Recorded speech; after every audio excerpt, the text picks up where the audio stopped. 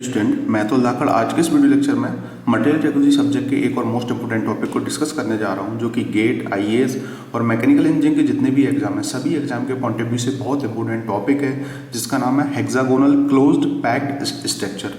जैसा कि हम मटेरियल्स जो होते हैं उनके डिफरेंट नंबर ऑफ स्ट्रक्चर्स की एनालिसिस और उनकी स्टडी कर रहे हैं, और इससे पहले वाले वीडियो लेक्चर में मैंने आपको जो एफसीसी स्ट्रक्चर होता है उसकी नॉलेज दी, और उससे पहले वाले वीडियो लेक्चर में मैंने आपको बीसीसी स्ट्रक्चर की नॉलेज दी।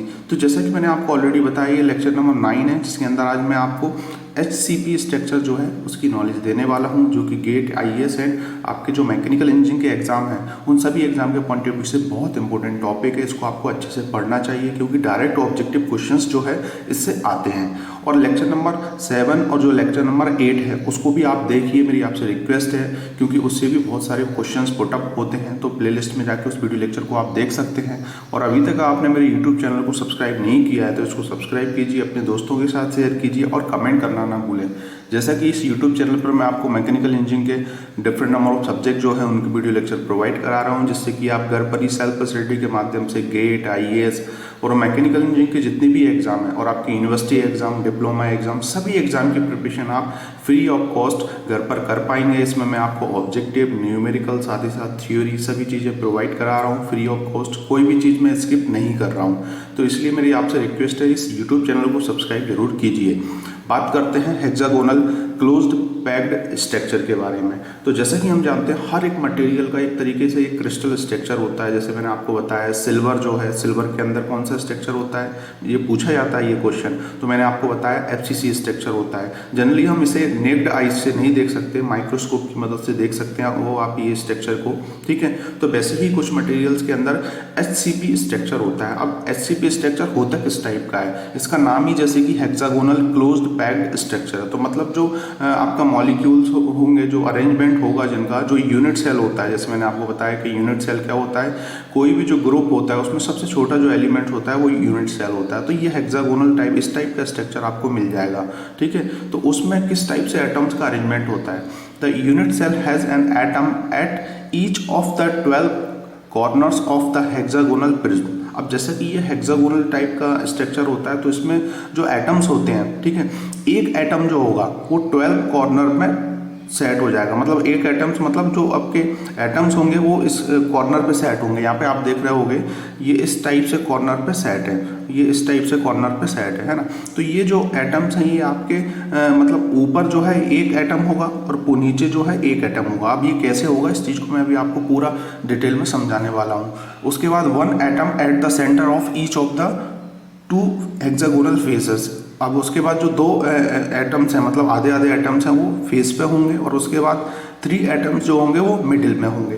तो ये एटम्स का अरेंजमेंट होता किस टाइप से है, पहले आपको इसको मैं अच्छे से समझा देता हूँ ताकि आपको कन्फ्यूजन ना रहे। इनमें जनरली होता क्या है, बच्चों को बहुत सारा कन्फ्यूजन रहता है कि किस टाइप से इसमें अरेंजमेंट होता है। तो यहाँ पर आप मैं एक एग्जाम्पल की मदद से समझाता हूँ। यहाँ पे आप देख रहे होंगे ये फुल जो है एक पूरा एक तरीके से पूरा सब्सटेंस है यहाँ पर ये पूरा सब्सटेंस है यहाँ पर, ठीक है। तो ये इस टाइप का स्ट्रक्चर होता है ना। अब यहाँ पे आप देख रहे होंगे, यहाँ पे तो पूरा मॉलिक्यूल है। मैं एक छोटे से एक यूनिट सेल की बात कर रहा हूँ। जब मैं यूनिट सेल को लूँगा तो जनरली मैं उसमें पूरी कटिंग करके लूँगा। यहाँ पर आप देख रहे होंगे ये पूरा मॉलिक्यूल्स है, लेकिन मैं यहाँ पर हेक्सागोनल, अगर मैं ये जो पूरा क्लोज पैक स्ट्रक्चर निकालूँ तो यहाँ पर इतना पोर्शन मैं हेक्सागोनल शेप में कट करूँगा, तो इसमें मॉलिक्यूल्स कितने होंगे एक यूनिट सेल में, उस चीज़ को हम डिस्कस करते हैं। इसको आप थोड़ा सा अच्छे समझिएगा, क्योंकि गेट, आईएएस एग्जाम के पॉइंट ऑफ व्यू से बहुत इंपॉर्टेंट है, डायरेक्ट क्वेश्चन आता है। तो होगा क्या, सबसे पहले देखना इस पे अगर हम हेक्सागोनल देखें तो हेक्सागोनल में 6 फेसेस ये होती हैं, ठीक है। मतलब 1 2 3 4 5 6 फेसेस यहाँ पे होती हैं, 6 इधर होती हैं, और इस टाइप से ये स्ट्रक्चर बनता है। जैसे स्क्वायर होता है तो उसमें उसके अंदर क्या होती हैं आपकी, स्क्वायर में आपने देखा होगा उसमें भी जो है 6 फेसेस होती हैं, लेकिन इसमें 6 जो है आपके ट्रायंगल होते हैं, है ना। और जो ये इसकी मैं बोल रहा हूँ, ये वाली फेसेस जो है इसमें भी आपको 6 मिलेंगी, ठीक है। तो यहाँ पर अगर मैं बात करूँ कि एक एटम जो होगा, अगर मैं सबसे पहले एक एटम को लूँ, ये पूरा एटम लिया है ना, ये एटम को लेके एक एटम को मैं 6 पार्ट में डिवाइड कर लूँगा। जैसे कि हमने देखा था इससे पहले वाले वीडियो लेक्चर में कि हमने उसको 8 पार्ट में डिवाइड किया एक एटम को। अब यहाँ पर जो है हम 6 पार्ट में डिवाइड करेंगे।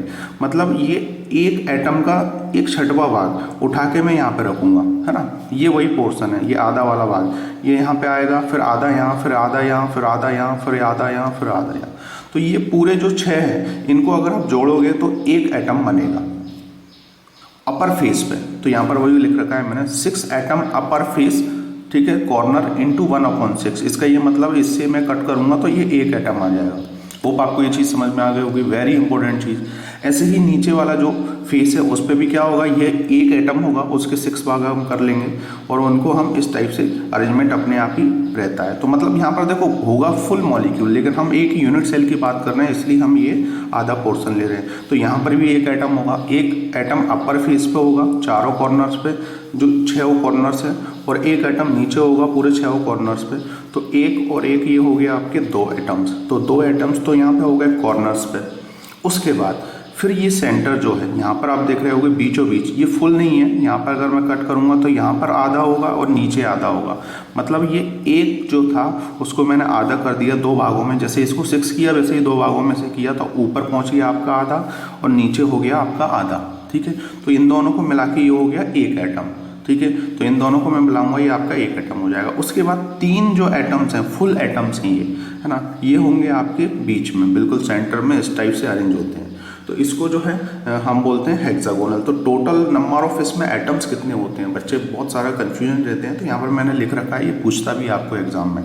तो इसके अंदर जैसे कि 6 एटम अपर फेस सेंटर इंटू 1/6, तो इसको कट करूंगा तो एक एटम ऊपर वाले भाग में हो गया, एक एटम आपके नीचे वाले में हो गया।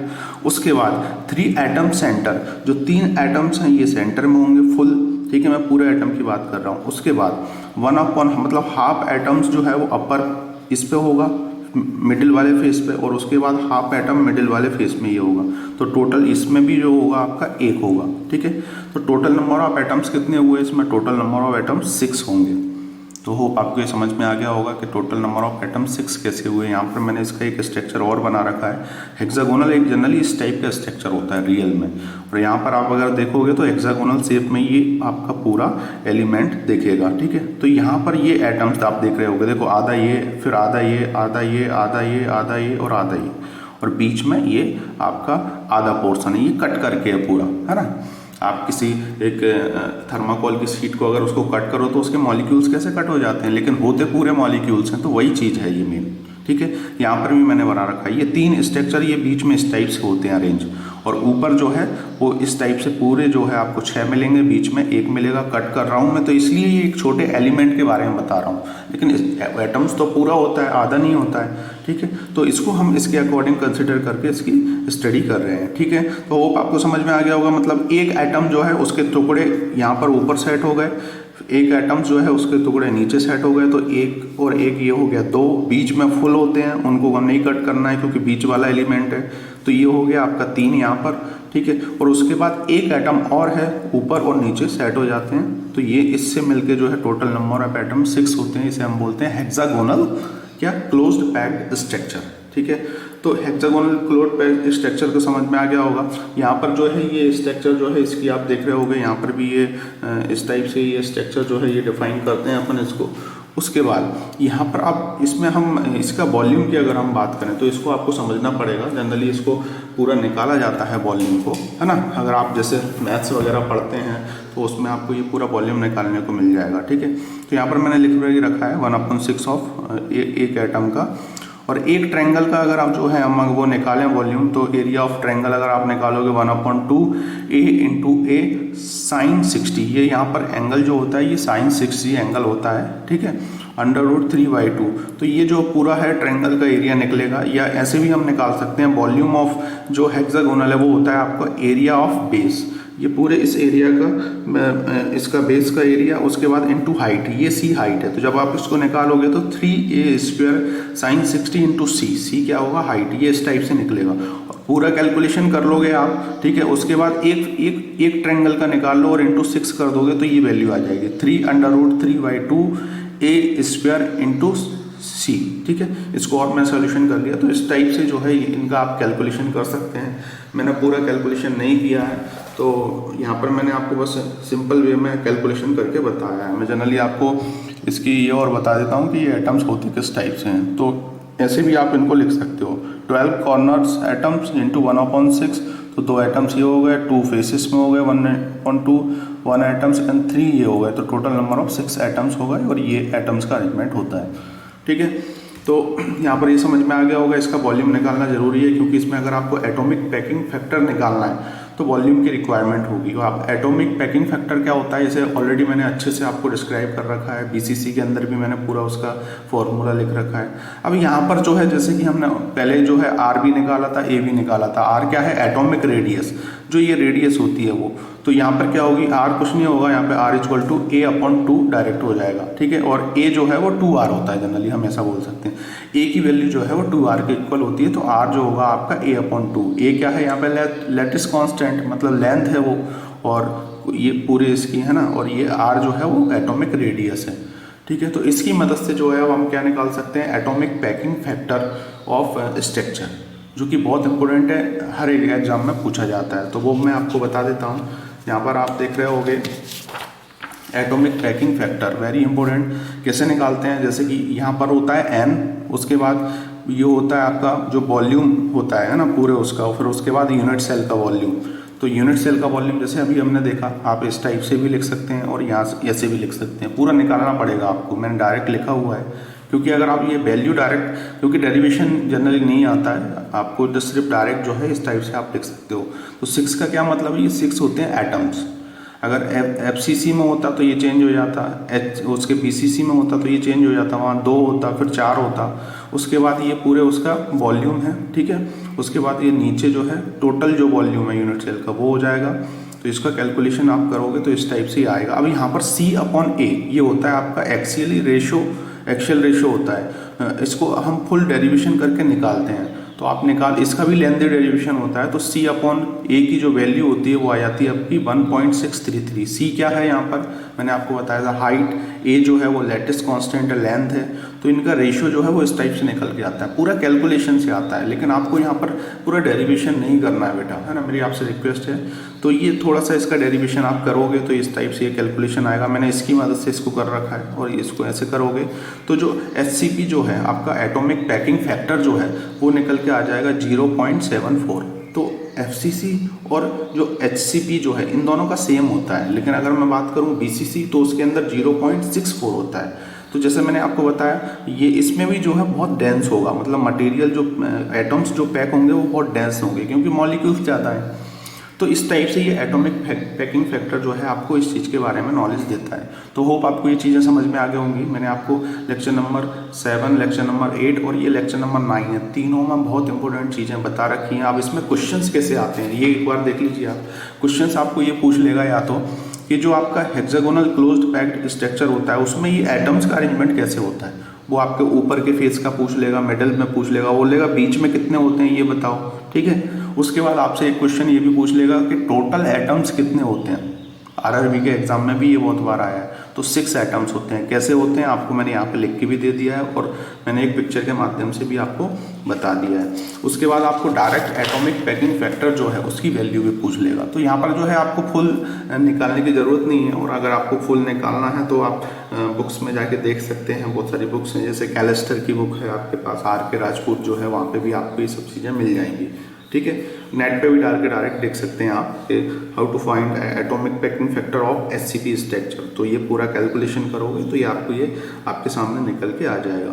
तो होप आपने को ये वीडियो लेक्चर अच्छा लगा होगा। प्लीज़ कमेंट जरूर कीजिए और अपने दोस्तों के साथ शेयर कीजिए, क्योंकि यही क्वेश्चंस जो है गेट वगैरह में आपके आते हैं अधिकतर, कुछ ज़्यादा नहीं होता है डिफरेंस। और जो भी मैकेनिकल इंजीनियरिंग के एग्ज़ाम है, RRB के एग्ज़ाम है, जो भी डिफरेंट एग्जाम है, सभी एग्ज़ाम की आप प्रिपरेशन कीजिए अच्छे से और अपनी कैपेसिटी बनाए रखिए। मैं आपसे यही कहता हूँ कि हर एक एग्ज़ाम आप निकाल सकते हो, कोई भी चीज़ें टफ नहीं है, बस आपको उसमें मेहनत करना पड़ेगा और मेहनत की रिक्वायरमेंट्स होती है। अगर आप हर एक चीज़ को लगन के साथ करोगे तो श्योरिटी के साथ निकाल दोगे। कोई भी एग्ज़ाम जो है वो डिफ़िकल्ट नहीं है, बस अपना धैर्य बनाए रखिए और अपना फोकस जो है अपनी स्टडी पे कीजिए।